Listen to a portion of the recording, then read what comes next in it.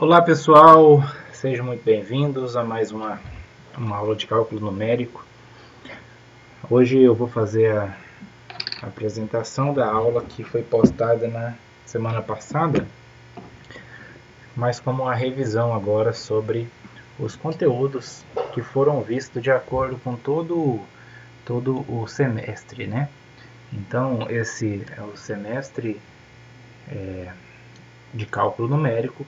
Como é uma disciplina EAD, ela foi ofertada sem que vocês tivessem que fazer uma avaliação G1, né?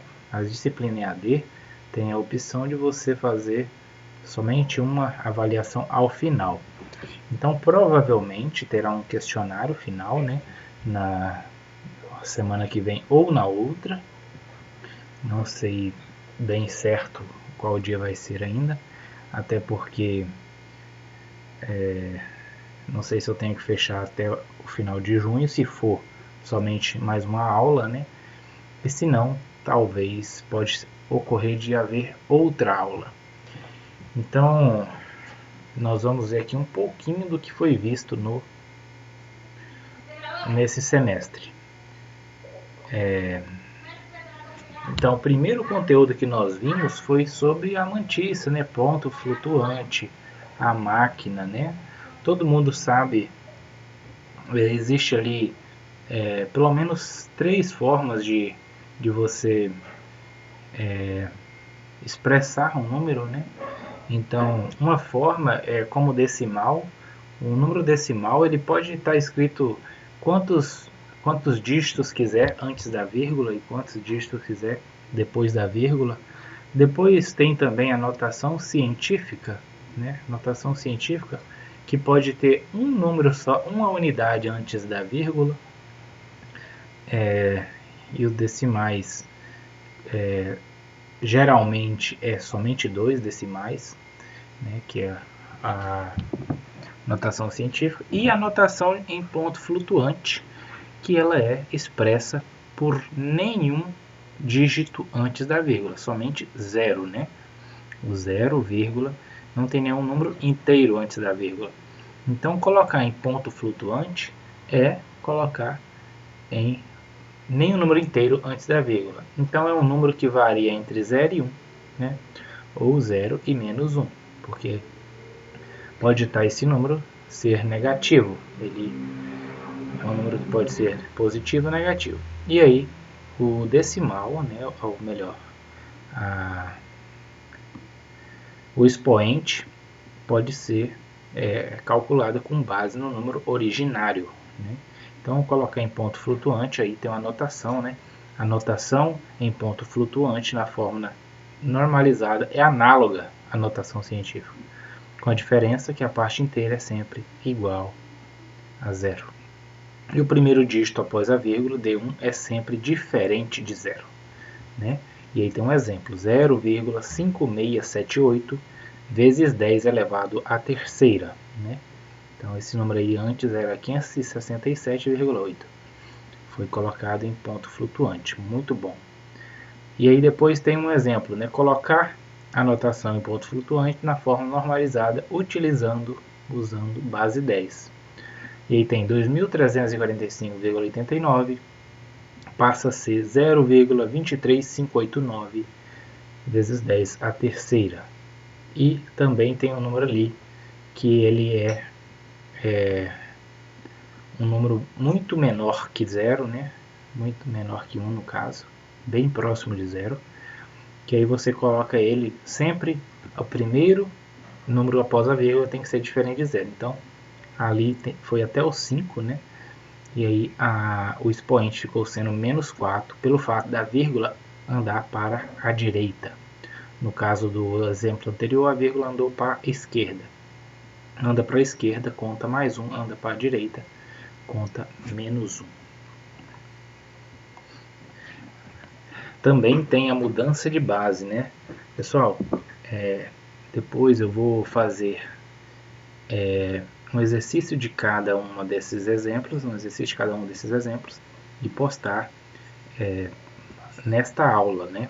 Então, eu vou fazer um ponto flutuante, uma mudança de base. Geralmente, pessoal, a mudança de base mais comum é a de base 10 para base 2, né?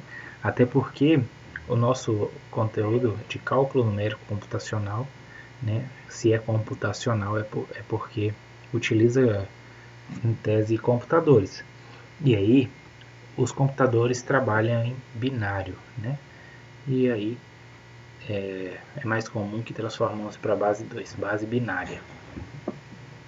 Então a mudança de base dos computadores trabalha na base beta, inteiro maior ou igual a 2, normalmente escolhido com a potência de 2. Assim, um mesmo número pode ser representado em mais de uma base. Além disso, sabemos que, através da mudança de base, é possível determinar a representação em uma nova base. Em particular, um número representado na base beta igual a 2 é conhecido como um binário. Exatamente o que eu tinha dito anteriormente, pessoal. E aí fica mais claro aí no texto, né? Aí, para cada um desses temas, eu acrescentei um link que você tem um exemplo, né? Alguma resolução desse tema. Então, a de mudança de base está aí o link, você pode acessar e ver um exemplo sobre isso. Representação de números no sistema, né? Tem um sistema FI, beta, T, M. O certo aí, pessoal, esse M era minúsculo, mas como aí eu coloquei na apresentação aí o design desse slide aí, ele não aceita número minúsculo ali. E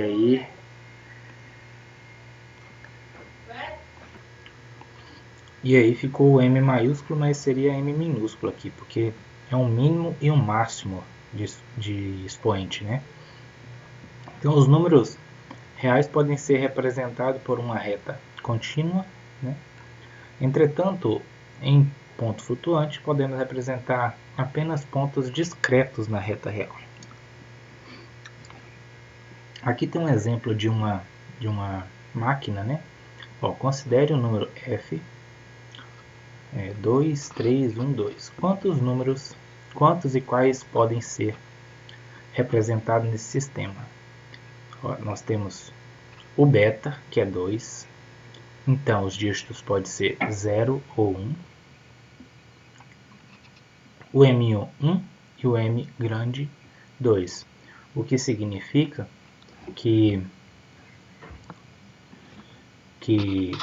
posso ter de o expoente menos 1 até 2. Né? Se for expoente menos 2 ou se for expoente 3, já extrapola e dá erro, né? Se for, por exemplo, menos 2, dá erro para menos. Se eu não me engano, é overflow. Se for maior que 2, dá erro para mais. E aí é underflow. Né? O T aqui ó, significa que pode ter até 3 casas decimais. Você pode notar aqui nesse vídeo sobre esses erros e o arredondamento, né? Por exemplo, tem lá um número decimal que vai ficar com 5 decimais. Só que eu posso ter só 3, então eu vou ter que arredondar o quarto número, né? E aí tem a regra do arredondamento. For 5 ou maior, arredonda para mais o anterior. E se for menor que 5, mantém o anterior.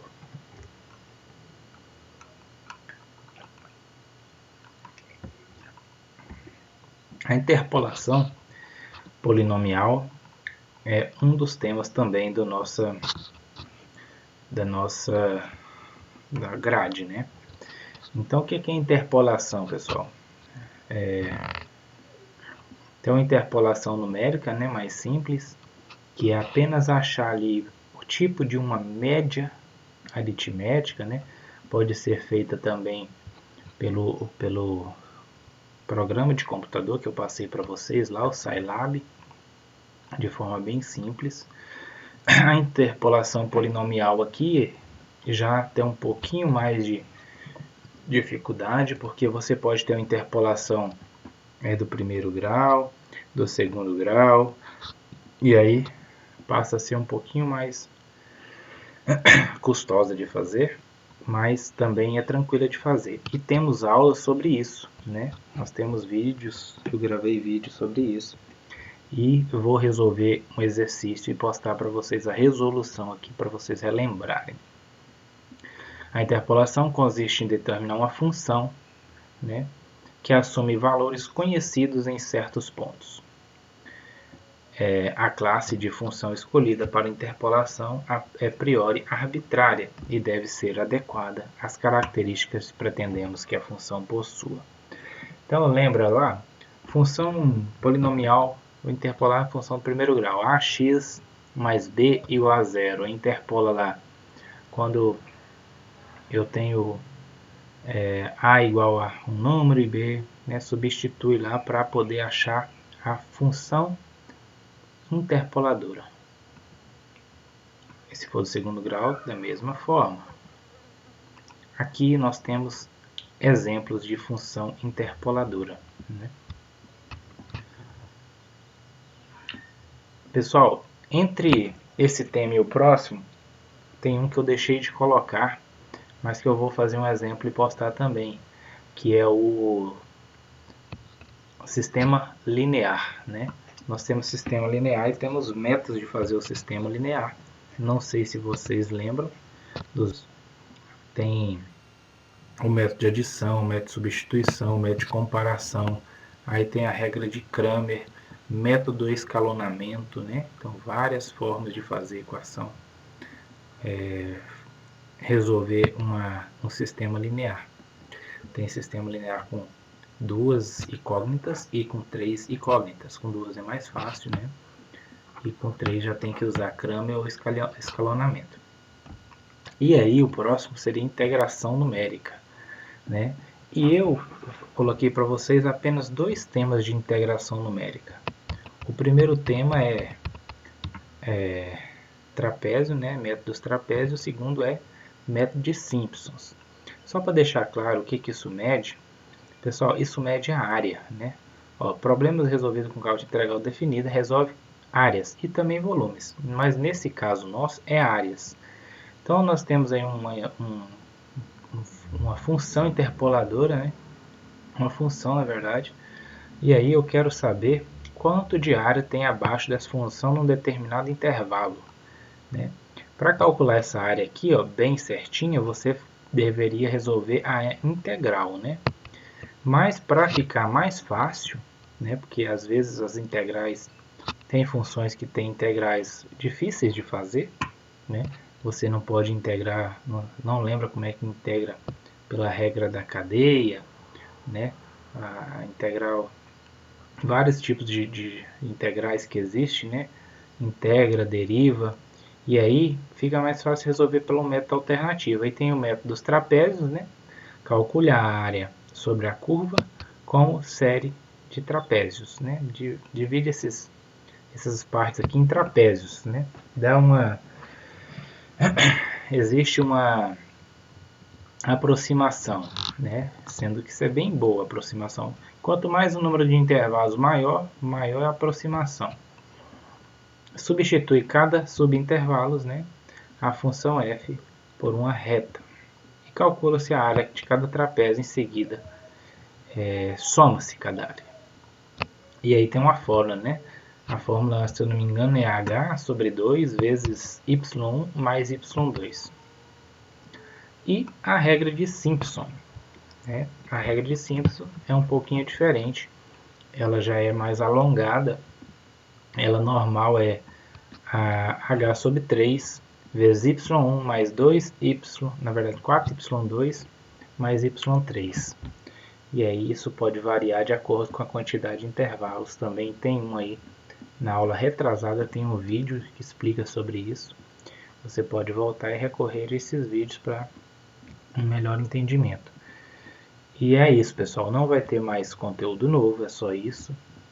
Provavelmente, então, uma próxima aula na seguinte ou na subsequente, né? Talvez mais uma e aí assim a avaliação.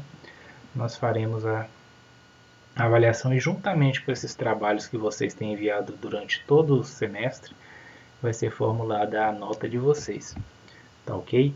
Então, muito obrigado por vocês terem assistido esse vídeo, fiquem com Deus e tchau!